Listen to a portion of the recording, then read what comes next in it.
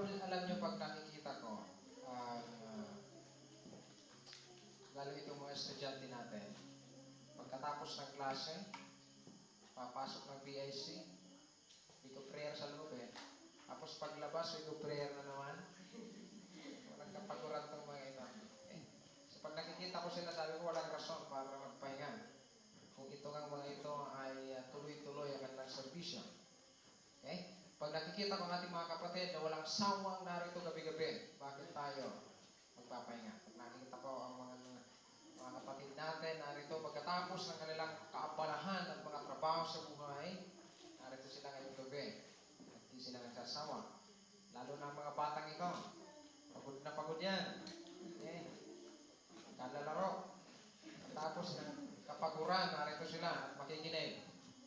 At lalong-lalo na isang inspirasyon na malaman natin na mayroong Diyos na hindi napapagod para sa atin. Amen. Kaya dapat natin tandaan mga kapatid, wala tayong dahilan para sabihin, pagod na ako Panginoon, sapagkat ang Diyos ay hindi napapagod sa pagmamahal sa atin. Salamat po. At narito tayo ngayong gabi para sa isa na namang napakahalagang paksa. Kagabi ating natuklasan ang tungkol sa pinakamahabang propesya ng Biblia at ano po ang mensahe ng 2,300 Days Prophecy. Ito po ay tungkol sa pagtatapos at pagwawakas ng mundo. So ang ating title kagabi ay ang pasimula ng wakas. Pinangako sa inyo kagabi na aking tatalakayin ang isa sa pinaka-unique doctrine ng Seventh-day Adventist Church. Ito po ang sanctuary message. So, narito tayo para pag-aralan po ito. Alright? So, tayo po ay manalangin muna para tayo po ay magabayan sa ating pag-uusap at pag-aaral ngayong gabi. Dakilang Diyos, purihin ka, binabalik namin ang lahat ng papuri at pasasalamat. Sa gabi pong ito, muli nyo na naman kaming binigyan ng isang pagkakataon upang muling pagsalusaluhan ang inyong mga salita. Tulungan kami na ang mga salitang ito ay magiging makapangyarihan sa buhay ng bawat isa. Upang ang ito lahat ay makatulong gusto para ihandaan ang buhay para sa buhay na walang hanggan. Pagpalain kami ito ang dalangin sa pangalan ni Jesus.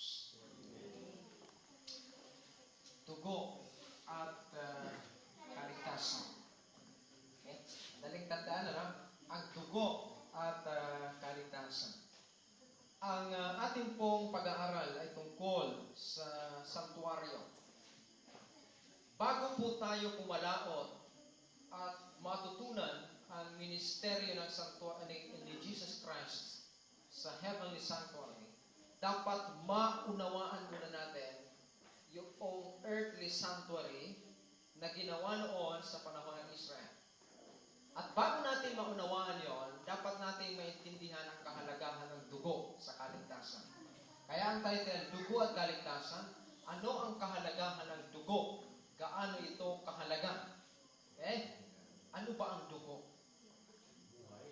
Buhay. Ako. Sino ba dito ang walang dugo? Ha? Lahat naman siguro tayo dito may dugo. Okay? Ano bang kulay ng dugo? Mayroon bang may dugong green? Una. Okay? Blood means life. Buhay. Okay?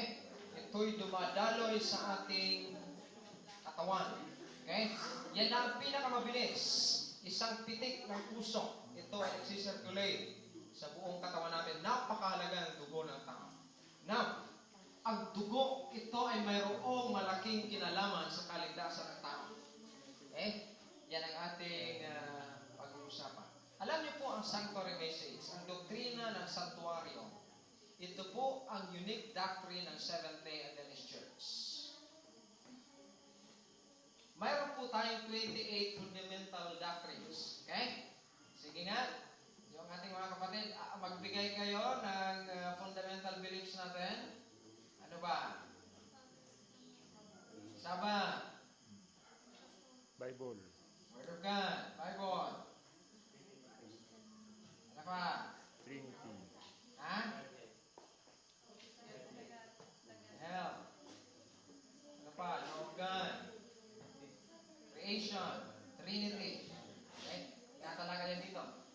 meron tayong 28 fundamental doctrines. Ito ang haligi ng ating paniniwala sa Seventh-day Adventist Church, foundation. Now, isa sa pinaka-unique doctrine ng Seventh-day Adventist Church ay ang sanctuary message. Kung wala ang sanctuary message, wala tayong identity as Seventh-day Adventist Church. Parang katulad lang tayo ng iba. Sapagkat ang mga doktrinang ito, katulad ng Sabbath, ang original niyan ay hindi tayo. Okay? Bago pa tayo, ang Judaism ay nangingitin na ng Sabbath. Okay? So, ano pa? Ang Trinity, hindi tayo ang original niyan. Okay? Inadapt lang natin yan. Okay? Ano pa? Righteousness. Okay? By faith. Ano pa? Okay? Halos lahat yan. The only doctrines na original na tayo talaga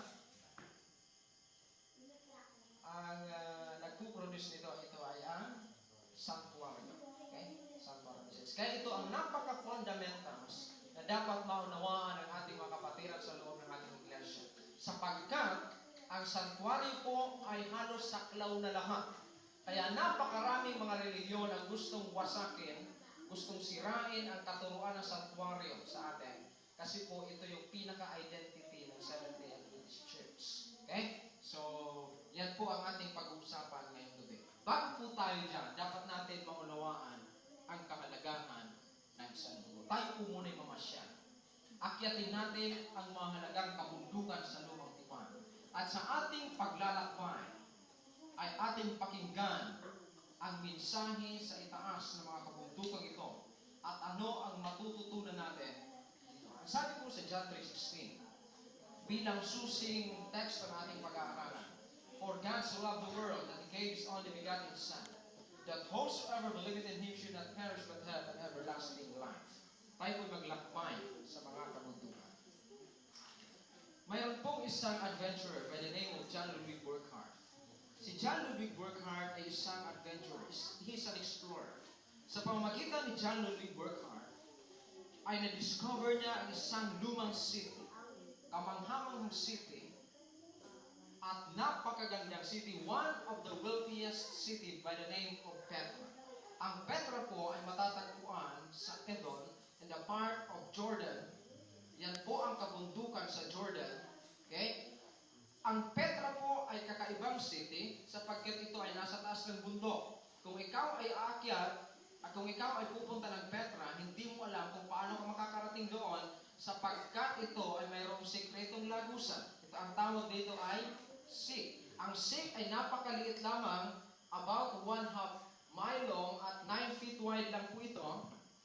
Okay? This is the narrowest point. At the entrance, the Petra is only 9 feet wide. Okay? Napakaliit lang po yan at yan po ay paakyat.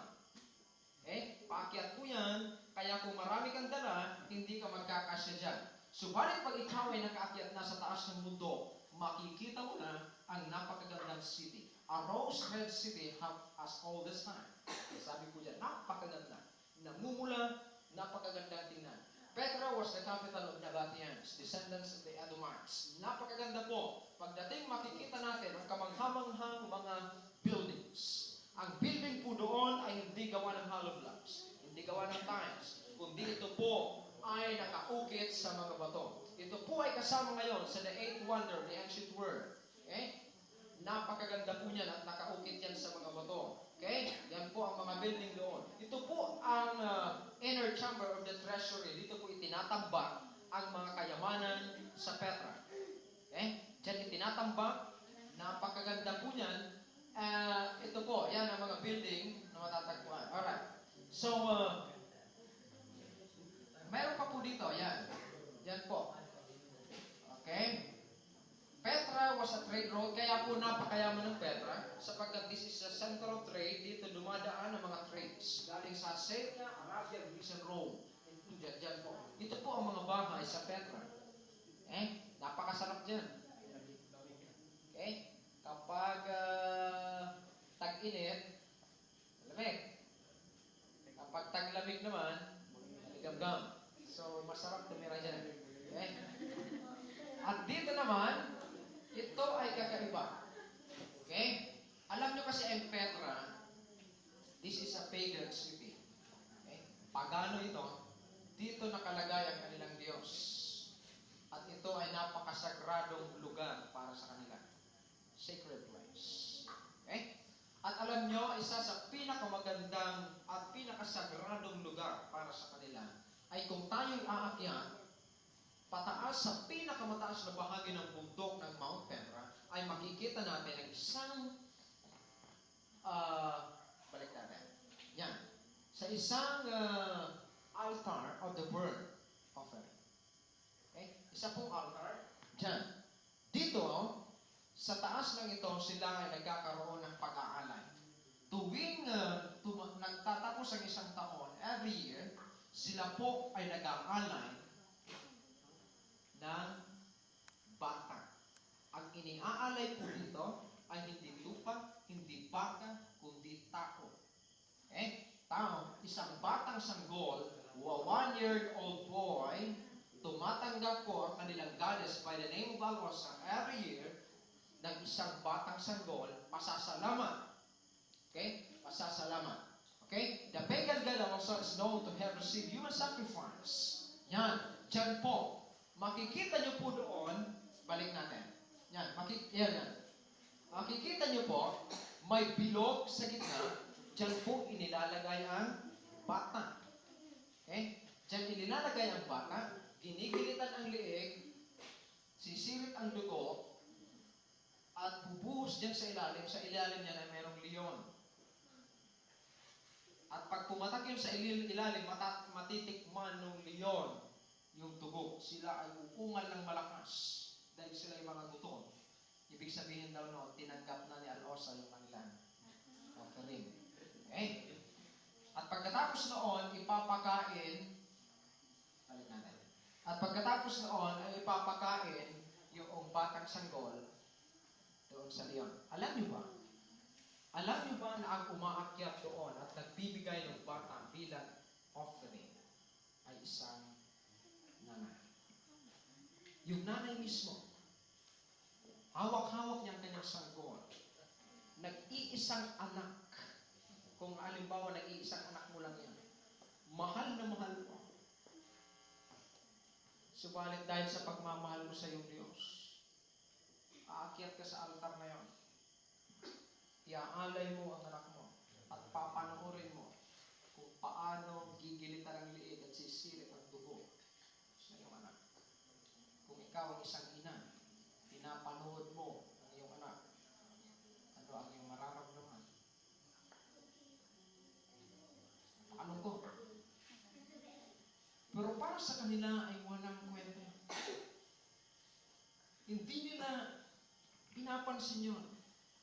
Sapagkat ang buhay sa kanila ay parang ganun lang. Kasi ang pinakamahalaga sa kanila ay magbigay glory sa kanilang Diyos. Kahit buhay ay hindi nila ipagkakait sa kanilang Diyos. Tingnan natin, mali, di ba? Mali. Sa ating paniniwala, hindi na kailangan ng buhay para tayo patawarin. Hindi na kailangan kumiti ng buhay para tayo magpasalamat sa Diyos. Pero hindi natin sila masisisi sapagkat yun ang tangi nilang alam para lang mapasalamatan ang kanilang Diyos. Ganon ang kanilang katapatan. Ganon ang kanilang pananampalataya na kahit buhay ay hindi nila ipagkakait para sa kanilang Diyos. Kita niya? Yan ang kahalagahan ng dugo. Akyat tayo sa isang kabundukan. Pagkatapos sa Mount Petra, akyat tayo sa Mount Moriah. Dito sa bundok na ito, ay nagkaroon din ng isang pag-aalay. Okay? Dito sa bundok na ito, sinubok ang isang matatag na pananampalataya. Dito nagkaroon ng isang pag-aalay. Alam niyo ba ang Mount Moriah kung saan ngayon matatagpuan? Ito na po ang Mount Moriah ngayon. Okay? Ito na po ang Mount Moriah ngayon. Itinatawag itong the Dome of the Rock. Sapagkat ito po ay kinontrol ngayon ng mga Muslim. Sapagkat ang Muslim po ay Abrahamic faith, so kanilang pinanghawakan ng gusto ang lugar na ito sapagkat ang kanilang pananampalataya ay talagang sa mga turo ni Abraham. Okay? Kaya po, ang Mount Moriah ay ginawa nila ng isang structures. Ito po ay ang Dome of the Rock. Alam niyo po, bigyan ko lang kayo ng kunting background ng Muslim. Ang totoong Muslim po ay Sabbath keeper. Wala kaya? Kasi ang kanilang sinusunod ay yung 5 books of Moses. Okay? At kanilang tinutularan si Abraham. Okay? Si Abraham. Sila ay sumusunod sa 10 utos. Okay? Yan ang original na Muslim. Okay? Ang original na Muslim ay sumusunod sa 10 utos. Ano ang nangyari? Dahil sa Quran na piniki, yon. Kaya ngayon ang paniniwala ay mali. Yung original na Quran ay sinunog, pinalitan ng piki. Yung mga nakaka-memorize ng original Quran ay pinagpapatay, kaya ang kanilang ginagamit ngayon ay fake na Quran. Okay? So yan ang nangyari. Pero sa totoo lang, ang kanilang faith talaga ay doon sa mga teachings ni Abraham. Okay? Kaya dito po, pinahalagahan nila ang sagradong lugar na ito. This is the Dome of Rock. Ito ay napakasagrado sa kanila. Ilang taon nilang kinonstruct ito, itinayo nila ito, at kanilang binuhusan ng napakalaking pera. Ito po ang structure ng Dome of the Rock. Okay? Diyan po ay pinaghalo-halo ang napakamamahal na mga bato, mga perlas, nababalot po ng mga perlas at mga ginto. Okay? Na mga ginto po yan. Napakahalagang mga bato ang ito po, napakahalaga po ng batong yan.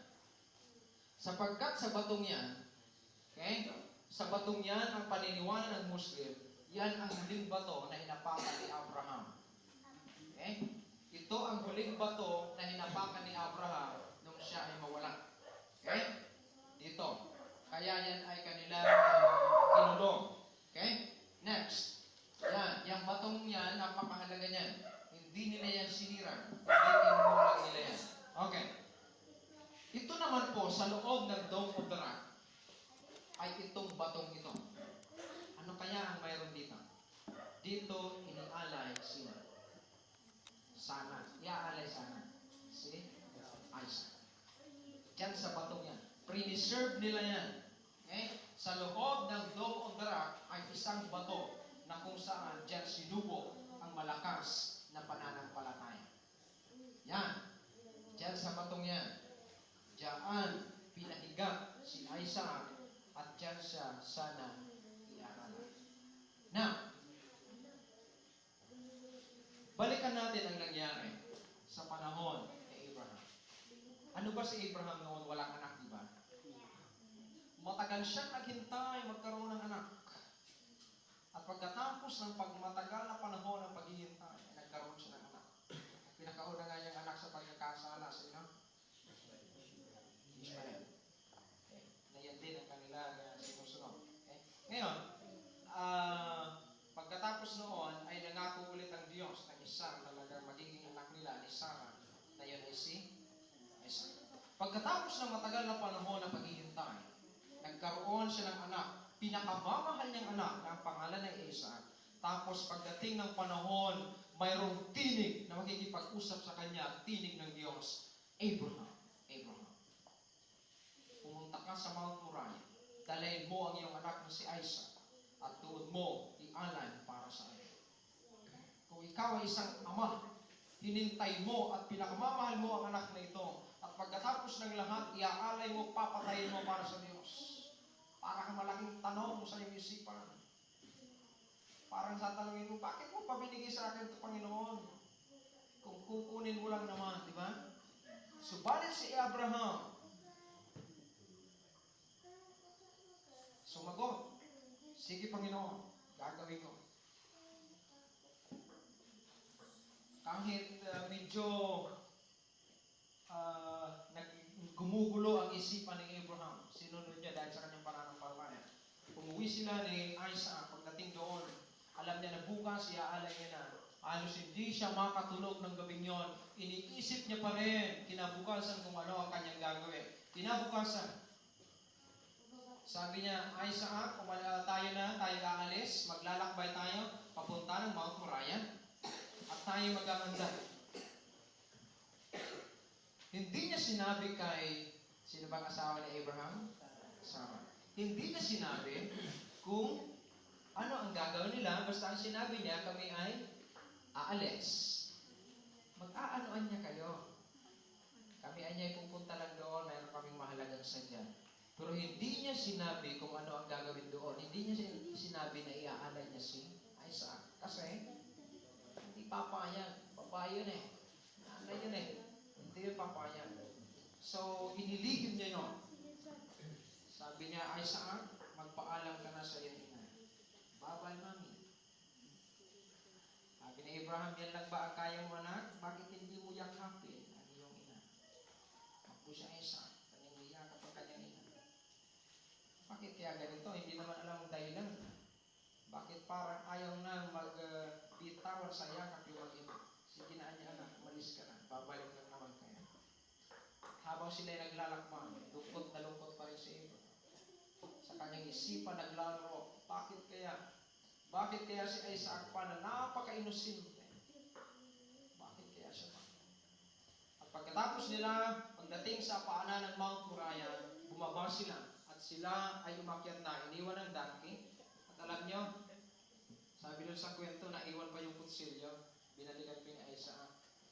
Sabi niya, Papa, naiwan yung kutsilyo na yun ang sasaksak sa kanya. Oo nga niya. At habang inaabot sa kamayo ni Abraham, nanginginig siya. At hindi niya maintindihan ang nangyayari sa kanyang sarili. At habang sila ay umaakyat, pasan-pasan ang kahoy. Okay? Walang reklamo si Isaac kahit hindi niya alam kung ano ang gagawin. Wala siyang reklamo. Pagdating doon sa taas, nagtayo na sila ng dambana. Sabi niya tayo mag-o-offer ng isang offering para sa Diyos. Sabi naman ni Isaac, kanina pa niya tayo nagdala ng kahoy, kumpleto na lahat. Pero mayroon na niya akong napapansin. Wala naman tayong pang alay na tupa. Noon sa time na yon, ay nandulumo na si Abraham. Pinanghihina na siya. Hindi niya alam ang kanyang sasagot. Sapagkat hindi niya alam kung ano mangyayari kapag naalaman ni Isaac na siya ang iaalay. Nilaksan niya ang kanyang loob, mahal ko na. Ikaw ang iaalay, ikaw ang hiniling ng Diyos. Sapagkat napakabait na anak si Isaac, okay, sige po, kung yan ang gusto ng Diyos, gawin po natin. Siya na mismo ang humiga. Pagkatapos noon ay hinawakan ni Abraham ang kutsilyo at kanyang itinaas ang kanyang kamay na nanginginig at nanlulumo siya, hindi niya alam ang kanyang gagawin.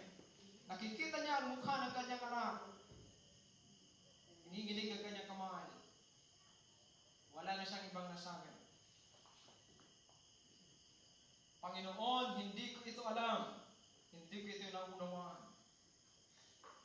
Pero gagawin ko po ito, aking Panginoon, dahil mahal kita, higit pa sa buhay ko. Inangat niya yun. Higit niya ang kanyang mata. At nung kanyang itatarak na ito, isang tinig, isang anghel, umigil sa kanya. Tama na. Tama na. Napatunayan ko na buo ang pananampalataya mo. Ako.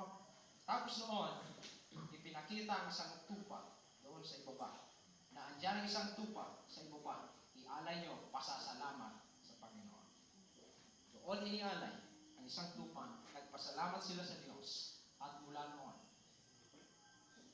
yumaman at pinagpala ang buong bayan ng Israel dahil sa isang pananampalataya ng isang ama. Kaya po dito nabuo ang isang bansa ng Israel.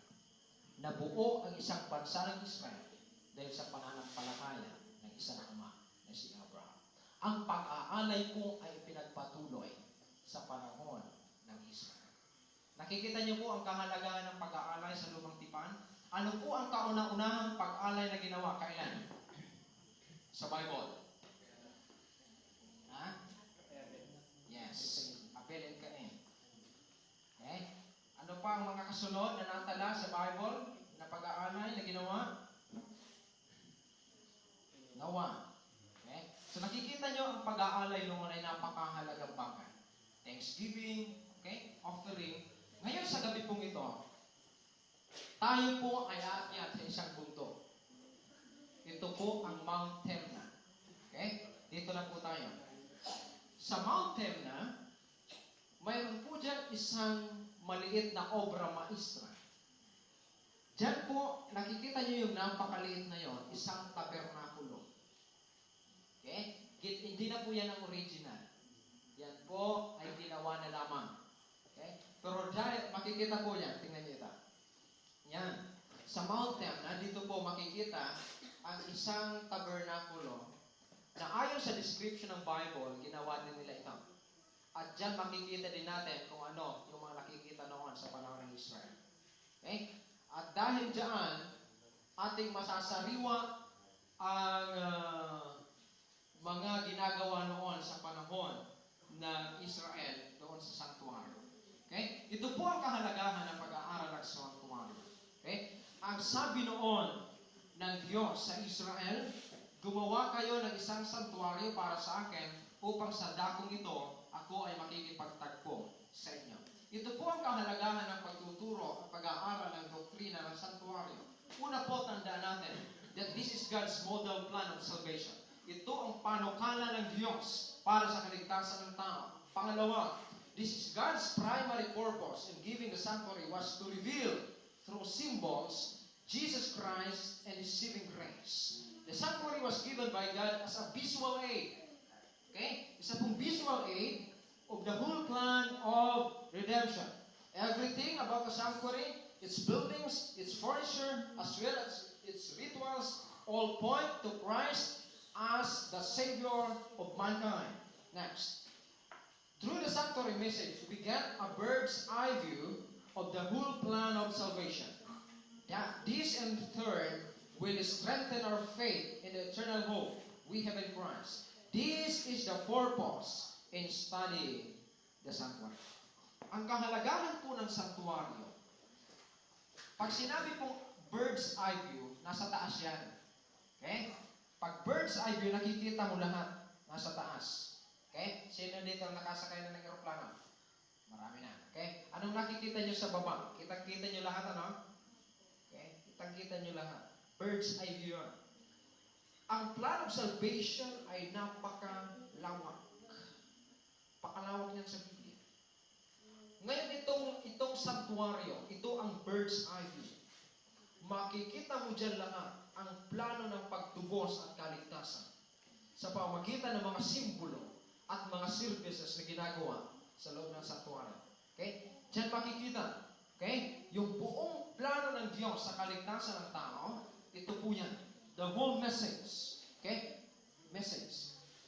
Now, nung magkasala kasi ang tao, nawala na yung magandang ugnayan ng Diyos at tao. Noon kasi, harap-harapan nakakausap ang Diyos.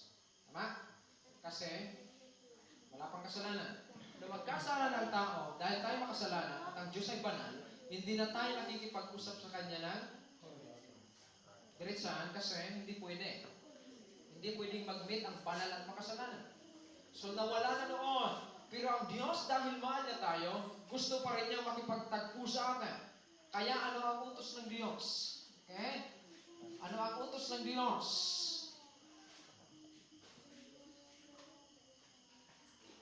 Sige pa. Next. Okay. Wala po dito. Ano po ang sabi ng Diyos? Okay?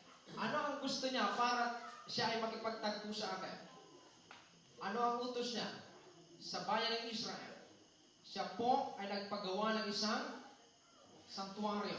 At dito sa santuaryo ito, ang sabi niya, dito ako, this is a dwelling place, na kung saan dito ako makikipagtagpo sa inyo. Okay? Dito ako makikipagtagpo sa inyo.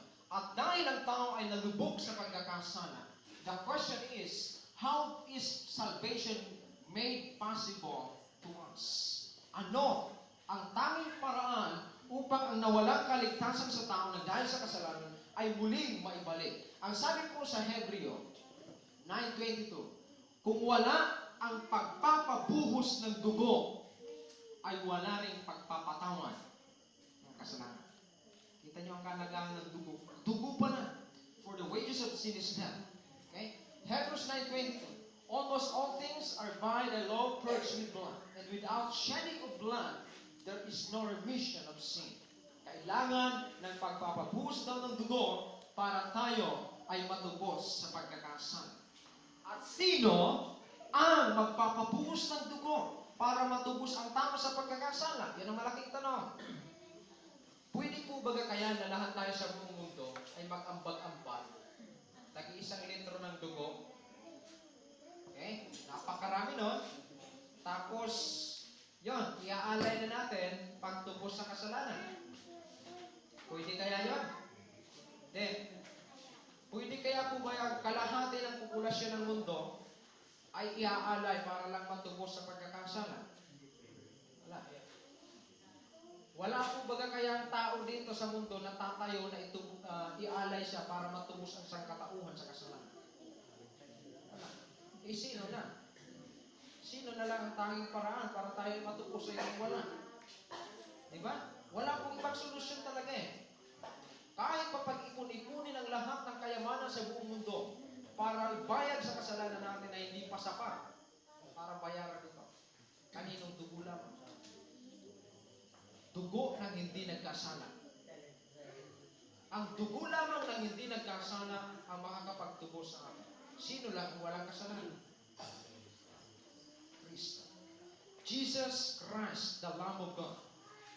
Ang kanyang dugo lamang ang tanging paraan upang tayo ay matubos sa ating pagkakasala. Wala na pong ibang solusyon kundi ang dugo ni Kristo lamang upang tayo mga tubos sa ating pagkakasala.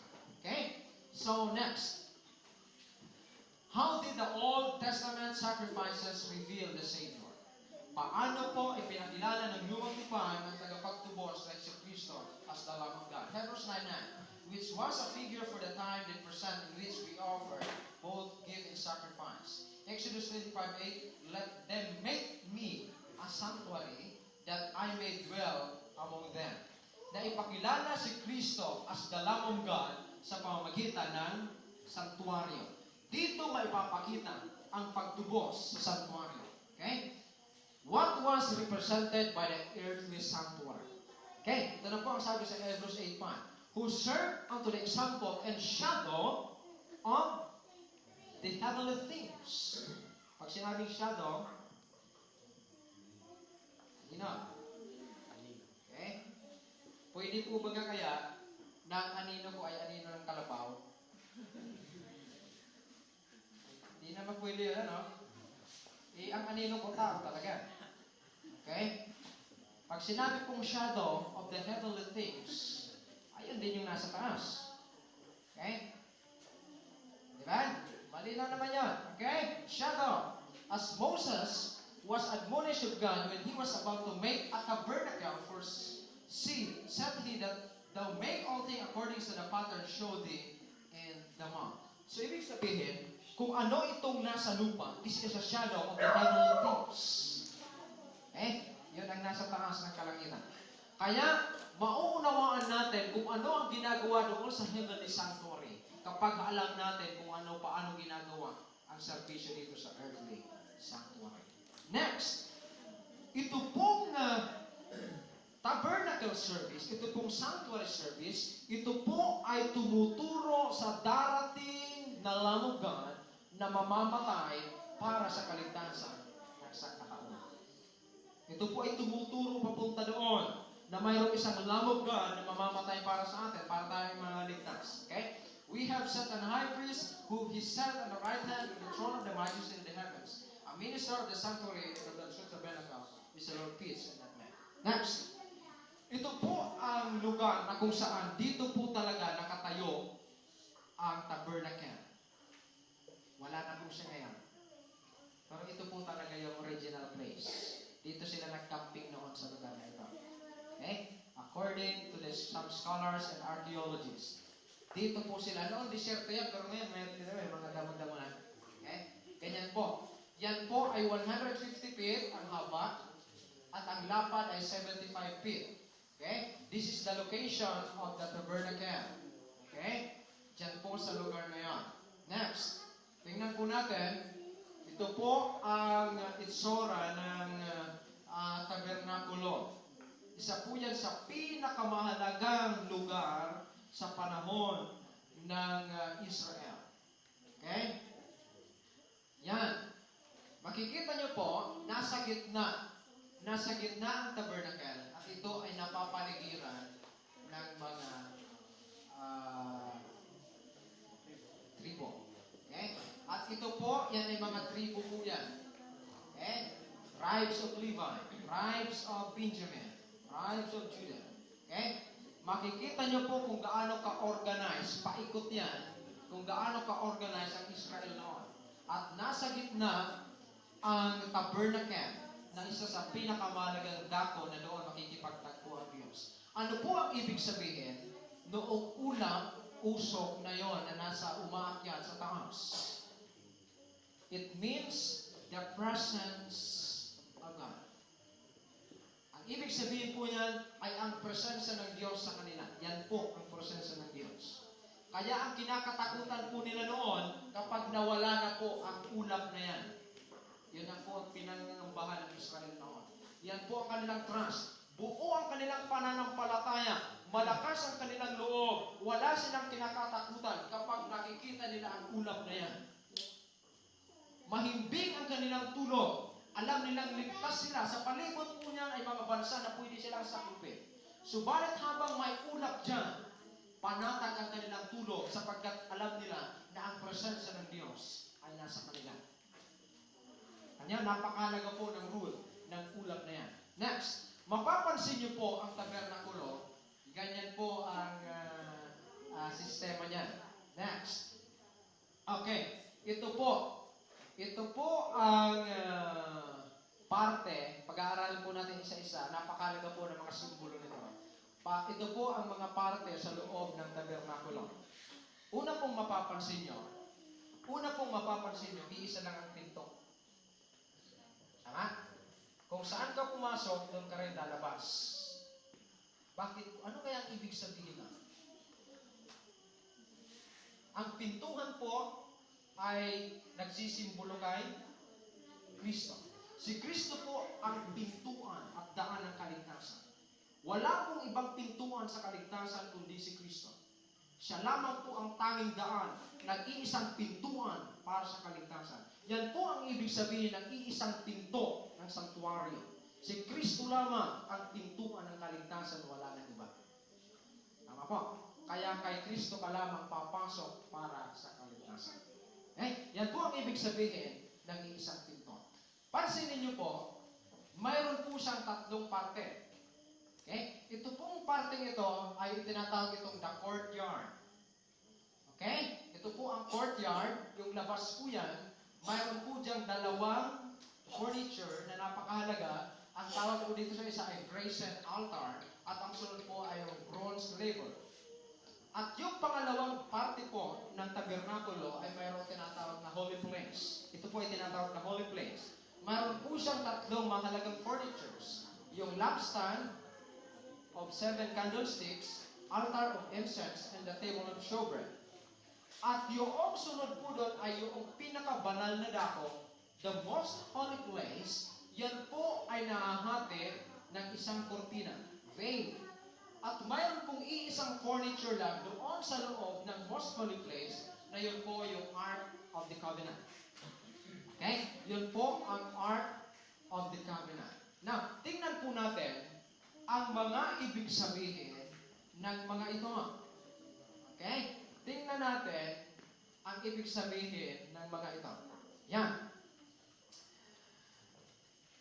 Ito po ang altar of the burnt offering. Ano pong ginagawa dyan? Yan po yung nasa labas ng sanctuary. Pagkarating-rating mo pa lang, bubugad sa'yo ang isang altar of the burnt offering. Anong ginagawa po dyan?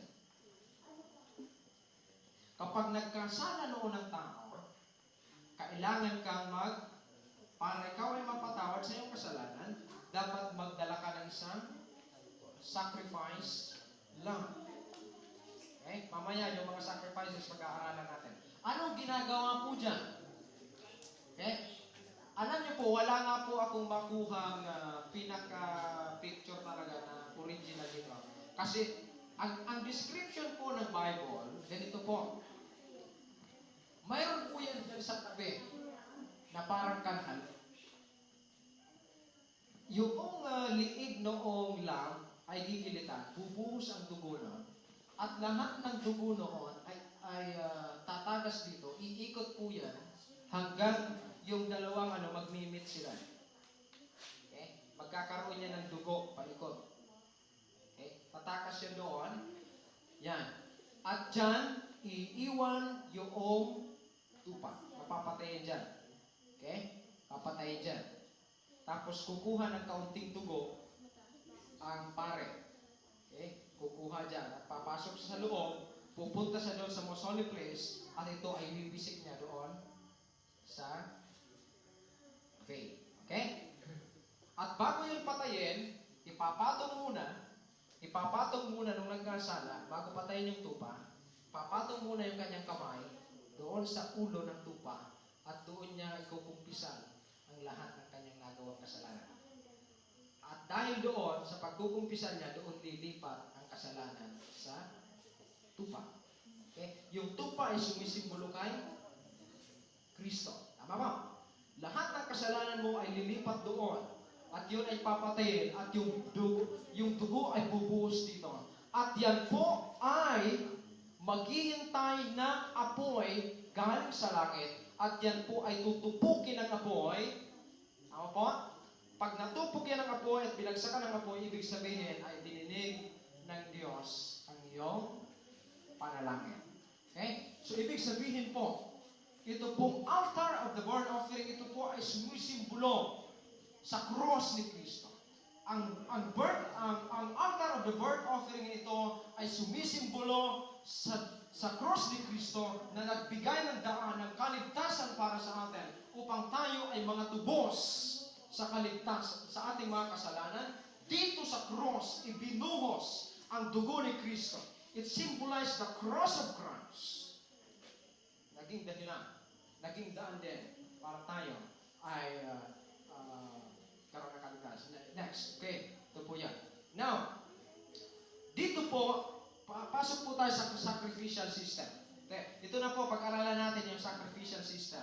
Paano ginagawa ang pagsasacrifice. Mayroon pong iba't ibang sacrifices. Okay? 5 uri ng sacrifices. Tinatawag na, una po yung tinatawag na the burnt offering. Ang burnt offering po ay for Thanksgiving. Yung isa naman po, ang grain offering, this is for fellowship. For covenant. Alam niyo po ito, hindi ito sinusunog. Okay? Ibinabahagi ito sa pare.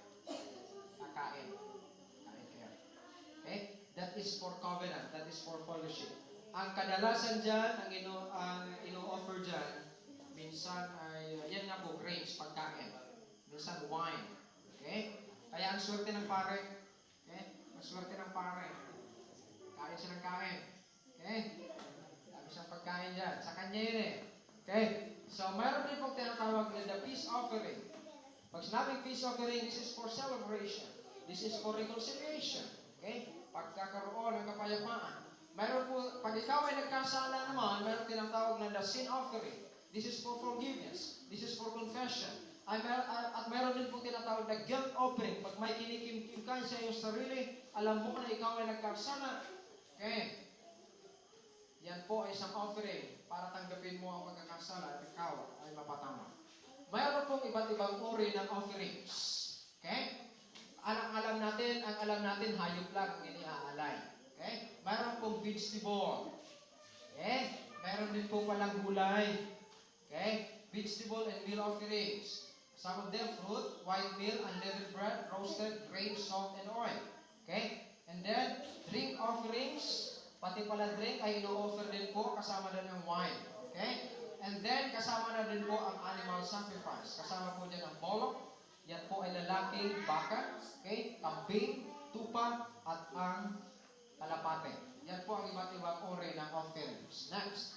Different types of animal sacrifices. Ito po. The burnt offering, the self-trespass offerings, the peace offering, thank offerings and recognition of unmerited and expected blessings. Mayroon po tinatawag na the votive offerings and payment of vows. Okay? Kasunduan po yan. Pag mayroon kayong vow na pagkasunduan, kailangan mayroon siyang offering.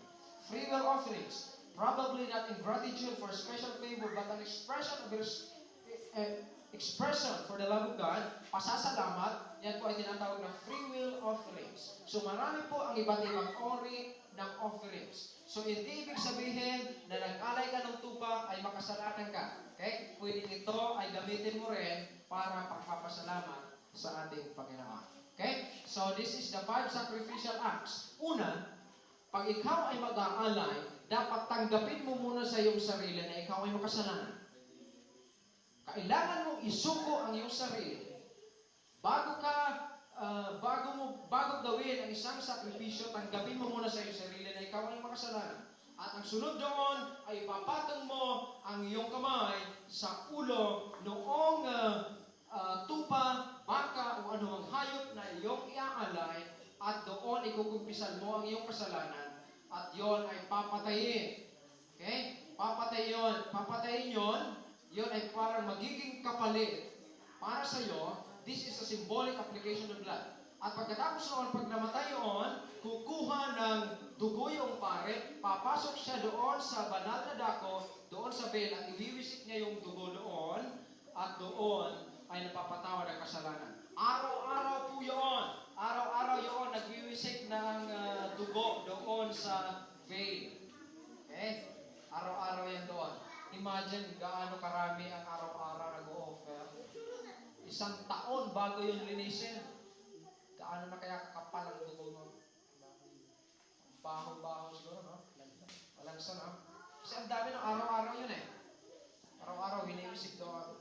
Napasok siya doon. Okay? Kaya sabi daw, kumakapal daw yun, napakakapal. Kasi may tinatawag lang na the Day of Atonement. Sa isang taon, nililinis ang santuario. Nililinis po yun. Kaya pagkatapos ng isang taon, napakakapal na ng dugo mo. Okay? Napakakapal na po na. Alright. So, yan po ang sacrificial system. Puntahan po natin ang ibang mga bahagi ng... okay. Ito po ang tupa. Next. Ganito po kasi yan noon.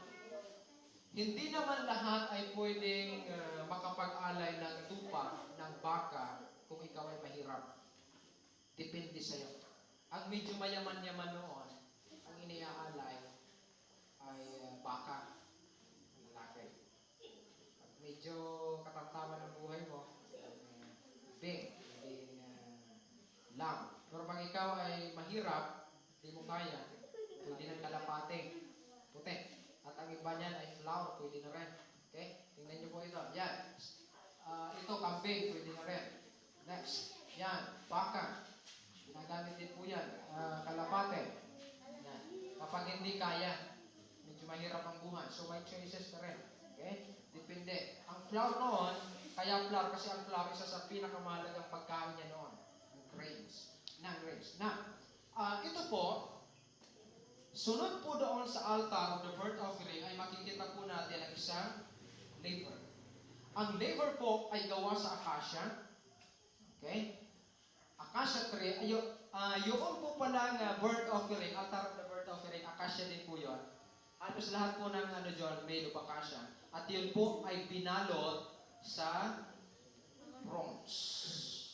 Bakit po? Yun pong acacia, ang simbolo po noon ay human. At yung bronze ay God. Okay? Ibig sabihin, tayo bilang tao, dapat tayo ay mabalot ng Panginoon. Kasi kung hindi, masusunog tayo. Ano mangyayari? Kung ang altar of the burnt offering, hindi nabalot ng bronze, masusunog siya ng apoy. So, binalot din ng bronze. Ang ibig sabihin nun, tayo bilang tao ay dapat mabalot ng righteousness of Christ para hindi tayo masunog ng apoy. Yan po ang simbolo nun. Katulad din po dito, itong akasyang ito ay nababalot din ito ng bronze. At yan po ay parang salamin. Okay? Kapag sumilip po dyan ang mag-o-offer, makikita niya ang kanyang mukha. It means a meron. Makikita niya na siya ay makasalanan. It symbolizes the law. Okay? Makikita niya na siya ay makasalanan. Diyan, magre-reflect yan sa kanya. At ito po ay tumutukoy sa justification, sa baptism. At dito hinuhugasan ang kamay ng pare. Ito ay tumutukoy sa pagbibinyag. Ito ay tumutukoy sa paghuhugas ng kasalanan. Tubig na sumisimbolo ng paghugas sa ating kasalanan. Yan. So, napakahalaga po ng simbolo ng labor. Yan po ay justification. At pagkatapos po, mayroong tinatawag na holy place. Pagpasok po, yung holy place ay mayroong tatlong mayroong tatlong mahalagang gamit sa loob ng holy place. Ang una po, itong tinatawag na the seven candlestick. Okay? Ano po ang ibig sabihin nito? Ang 7 candlestick ay ang sinisimbolan po niyan ay the 7 churches. Pag-aaral niya, kaya nga po tatapitin ko bukas. Okay? The 7 seals, the 7 candlestick, the 7 churches, dadaan po natin yan. Subalit po, ito po ang nagpapaapoy po dito ay hindi isang wax, kundi pure olive oil. Pure olive oil ang nagpapaapoy po dyan. At ang oil na yun nagre-represent sa banal na espiritu. Okay? At yung liwanag dyan ay nagre-represent sa ano? The righteousness, the light. Jesus Christ is the light. Ilaw. Ang sabi ng Panginoon ay, I'm the light, the truth, and the light. At yan po ay sinisimbolo din sa atin. Okay? Yan din po ay sumisimbolo sa atin. Ang sabi ng Panginoon, ako ay ilaw at kayo din ay ilaw. Kayo ay magniningal sa pamamagitan ng banal na espiritu. Kaya kailangan natin ang langis upang tayo magliwanag, upang tayo ay mag-alab. Yan po ang ibig sabihin ng mahalagang yan, ito po ang showbread. Okay? The table of showbread. Ang tinapay po ay sumisimbolo sa katawan ni Kristo. Okay? This is the body of Christ. Ito ang katawan ni Kristo na naging daan para tayo ay nagkaroon ng kaligtasan. Ito po yung katawan ni Kristo na inampas, pinabuhos ang kanyang dugo. Yan. At mayroon po diyang wine. Okay? Ang dugo ni Kristo po yan na pinabuhos para sa ating kaligtasan. Napakalaga po ng mga simbolism yan. Napakahaba po kasi pag tinalakay natin yan ng gusto. Ang mahalaga po alam natin. Ito po yung, ano pong tawag dito? Ha? Ano pong tawag dyan? Altar of incense. Okay? The altar of incense. Napakalagan din po niyan, it means sanctification. Ang ibig po niyan sabihin ay sanctification. Diyan po, ang incense, malalanghap natin ang bango. Yan po ay pinupunas din dyan ng dugo. Okay? Pinupunas din dyan ng dugo. Yan. Pinupunas din dyan ng dugo. Napakalaga po yan. It means sanctification. Okay? Yan. Next. Mayroon pong vial na naghamati sa holy place and the most holy place. Ang vial po ay nagre-represent sa the body of Christ. Jesus as the mediator. Siya po ang nanamamagitan. Bago ka makapasok doon sa banal na dako, kailangan dumaan ka muna kay Kristo. Okay? At dito sa vial, kaya dito iwiniwisik ang dugo sapagkat ito ang katawan ni Kristo. Okay? So yun po ang ibig sabihin yan. It represents the body of Christ, the vein.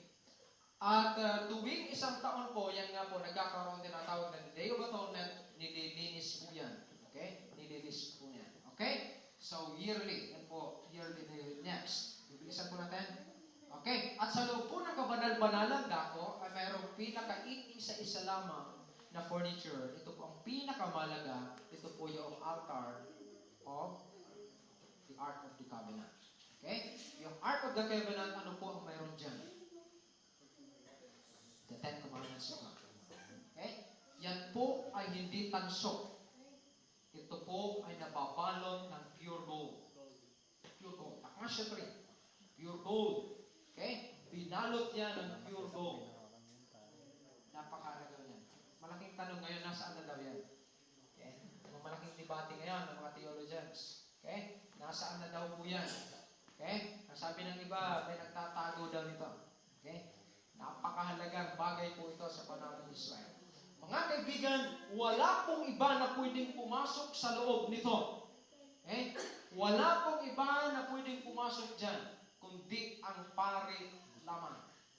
Kapag ikaw ay pumasok dyan, nang walang pahintulot, sunog ka, ikaw ay mamamatay. Sapagkat yan ay banal na dako, ang makasalanan ay hindi maaaring pumasok sa lugar na ito, sapagkat ikaw ay mamamatay. Sino na ngayon namatay dito? Yung nasunog? Yung anak ni Aaron? Yes, nasunog dyan. Noon, nung bata pa ako, ito yung lagi nakatatak sa isip ko. Hindi ako naglalaro sa pulpito noon kasi baka ako masunog ako. Yan ang aking naalala noon. Okay? So, dapat hindi pinaglalaroan yung mga gamit sa church. Kasi baka ako'y masunog. Yan ang tumatak sa isip ko noon. Okay? Napakahalaga po ng mga gamit na ito. Next. Okay? Alright. So, yan po yung mga larawan ng mga... Okay. So, napakahalaga po nito mga kaibigan. Okay? So, ito po ang mithiin ni Satanas. Guluhin ang doktrina ng santuario. Sapagkat lahat ng mga simbolo noon ay napakahalaga. Katulad po ng altar of sacrifice na nagre-represent sa justification by faith, yun po ay sinisira ni Satanas. Ang gustong palabasin nito sa Satanas, tayo ay maliligtas sa pamamagitan ng mga gawa. Okay? Sunod po, yung laver of water na baptism by full immersion, sinisira po ito ni Satanas na dapat ang binya wisik na lang. Kita niyo po ang paninira na ginagawa? Yung pong the candlestick, the gospel, the true gospel of witnessing, sinisira po yan ni Satanas ng mga kasinungalingan at mga maling doktrina. Kita niyo po? Yung the table of showbread na tumutukoy sa katawan ni Kristo at sa salita ng Diyos, pinapalitan na po yan ni Satanas. Sinisira na po yan. Huwag na kayo ng Bible na yan. Buti pa pag-aralan niya yung mga comics. Masarap basahin ng comics. Okay. Pocketbook. Okay. Mas maganda na yung pinapalitan na ni Satanas. The altar of incense. Okay? Na ang kalagahan noon ay yung pananalangin at komunikasyon sa Diyos. Nakikita niyo po ang mga ibig sabihin? Yung altar of incense, yung aroma, yung insenso na umaangat sa langit, ibig sabihin po niyo yung ating dasal, yung ating komunikasyon sa Diyos. Sinisira po yun ni Satanas. Pinipigilan niya tayo na manalangin. Ginagawa niya tayong tamad na manalangin. Pinapaantok niya tayo bago matulog para makalimutan nating manalangin at makipag-communicate sa Diyos. Kita niyo ba? Yan po ang ginagawa ni Satanas. The Ark of the Covenant na tumutukoy sa pagsunod sa 10 utos, ang sabi ni Satanas, sige sundin niyo siyam, yung isa wag na. Ganon si Satanas. Sige sundin niyo yung ilan, yung dalawa hindi. Okay? So, kala natin okay na. Mga kaibigan, makikita niyo kung paano sinisira ni Satanas ang doktrina sapagkat ang doktrina po ng santuario ay napakahalagang doktrina sa Seventh-day Adventist Church. Samantalang sa ating Panginoon Jesus Christ, He restored. Kanya pong ibinalik. Ang sinisirang ito, God restored through His death. Sa pamamagitan ng kanyang kamatayan, He restored the faith. Sa pamamagitan ng ating pananampalataya at pagtanggap sa Kanya, tayo ay makaliligtas. Kita niyo po? Yan po ay Kanyang restored. At Kanyang ni-restored na pag ating tinanggap si Kristo at tayo nabinyagan sa pamamagitan ng tubig at tayo na ilubog, tayo ay makaliligtas. God restored that through His death. Nakita niyo po? The candlestick, na ipakita niya na ang gospel ay walang iba, hindi yung kamatayan ni Kristo. Ito ang nakakalungkot. Ang gospel ay hindi yung pagyayaman na ako'y pagaling sa doktrina. Hindi po yun. Ang gospel ay pangangaral ng kabutihan ni Kristo at kaligtasan para sa atin. The table of showbread, studying the Word of God, yan po ay ni-restore ni Jesus Christ. Yung pananalangin at komunikasyon, yung nasirang komunikasyon natin sa Diyos, ay ibinalik ni Kristo nang siya ay mamatay sa cross at tayo ay nangaligtas. At dito, ipinakita niya na kaya pala nating magawa at masunod ito sapagkat ito po ay tinupad niya at sinunod niya nung siya ay nabubuhay dito sa lupa. God restored lahat ng bagay na ito ay pinakita ni Kristo na hindi imposible. Lahat ng ito ay posible. Sa pamagitan po ng kamatayan ng Kristo at sa pamagitan ng sanktuaryo, ipinakita niya na ang kaligtasan pala ay hindi imposible, kundi posible. Madali lang pala sa pamagitan lamang ng pagtanggap sa ating Panginoon. Mga kaibigan, the message of the sanctuary, Christ is the Lamb of God that took away the sins of the world. Christ is the light of the world that lightens every man. Christ is the living bread who came down from heaven to give us eternal life. Christ is the mercy seat who does redemption we have salvation full and complete. Christ is our intercessor against the accusation of Satan. Christ is the veil that bore sins in His flesh. Nakikita niyo po, yan po ang napakahalagang mensahe ng sanctuaryo. The sanctuary revealed the full and the restoration of man. Tingnan niyo po ito. In Adam, humanity sin was defiled and condemned to death. Yan po ang nangyari sa panahon ni Adam. Sa panahon ni Kristo, the same human was reconciled to God, cleansed from all defilement, and justified to God. So in other words, through faith in Christ, sin and experience salvation. Simple lang po. Pagtanggap ang pananampalataya kay Kristo, ang makasalanan ay maaaring maranasan ang kaligtasan. Mga kaibigan, hindi na po tayo magtatagal. This is the final message of the sanctuary. This is the final message of the sanctuary. Jesus died on our behalf. Jesus died for you. Siya ay namatay para sa iyo. Siya ay namatay para sa akin upang tayo ay magkaroon ng kaligtasan. Ang sanctuary message ay para sa iyo, para sa atin. Ipakita sa atin na ang Diyos ay nagmamahal.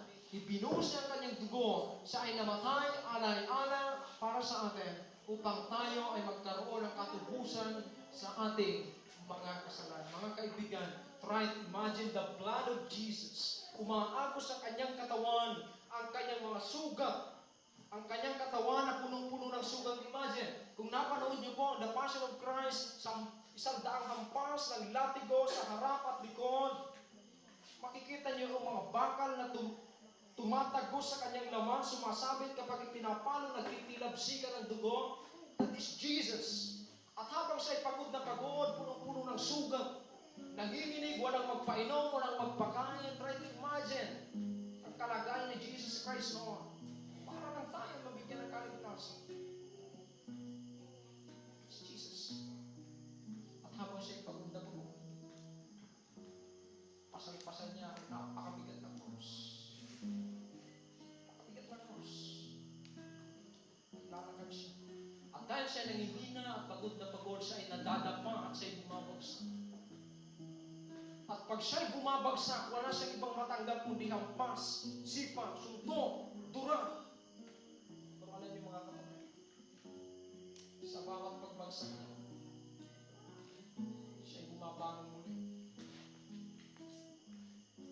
Habang nanginginig ang kanyang tuhod, dadamputin niya muli ang napakabigat na tao. At siya'y muling tatayo para piliting tapusin ang misyong ito. Dahil yun ay para sa iyo, para sa atin lahat. Ang bawat dugo na dumadalay sa katawan ng ating Panginoon, yan ay para sa iyo, para sa akin, para sa atin lahat. Ang bawat pagbangon sa pagkakalugmok ng ating Panginoon, yan ay para sa iyo at para sa akin. Ngayon ang kaligtasan ko, kaibigan ko. Pakinggan po natin ang isang awitin. Sapagkat ang kaligtasan natin sa pamagitan lamang kay Kristo. Ngayon ang araw ng kaligtasan mo. Ay, kung hindi ngayon,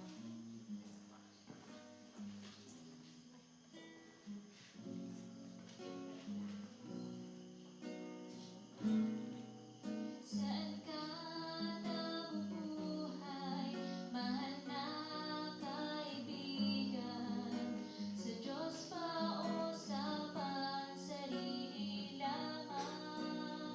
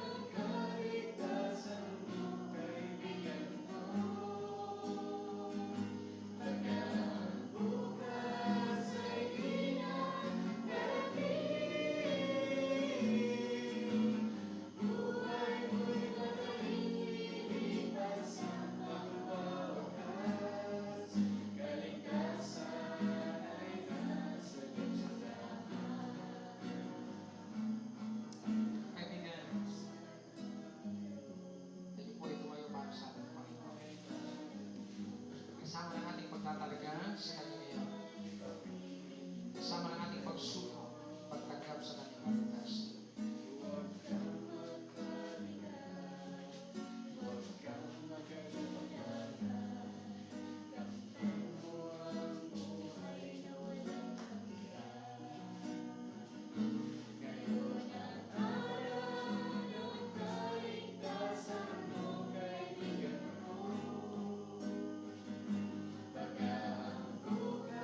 Bilang po mga magkakapatid, ito po yung panahon na tayo ay magtulungan, magpalakas.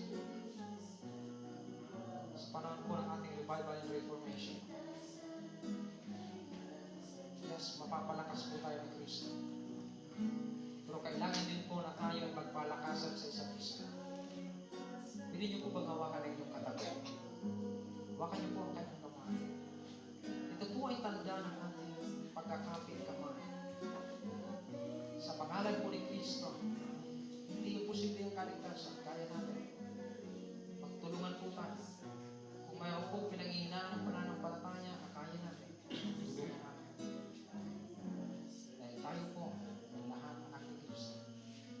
Tayo po'y manalangin.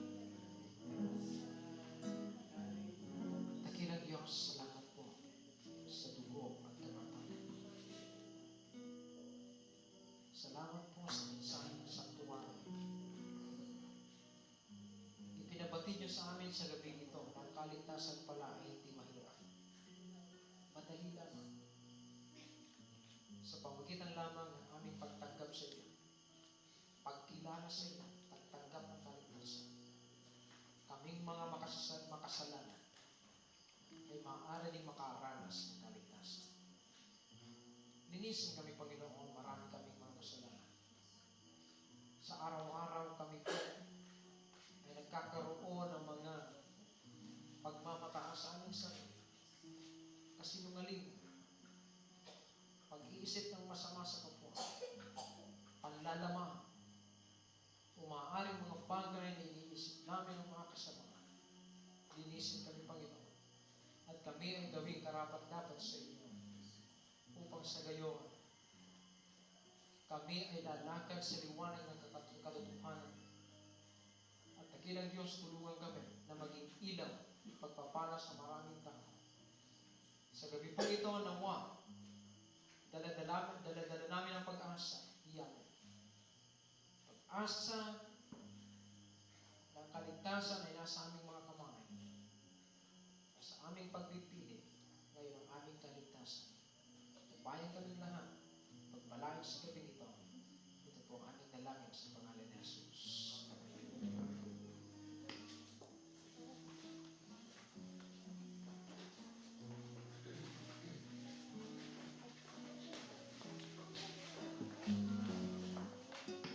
And maraming salamat po kayo mga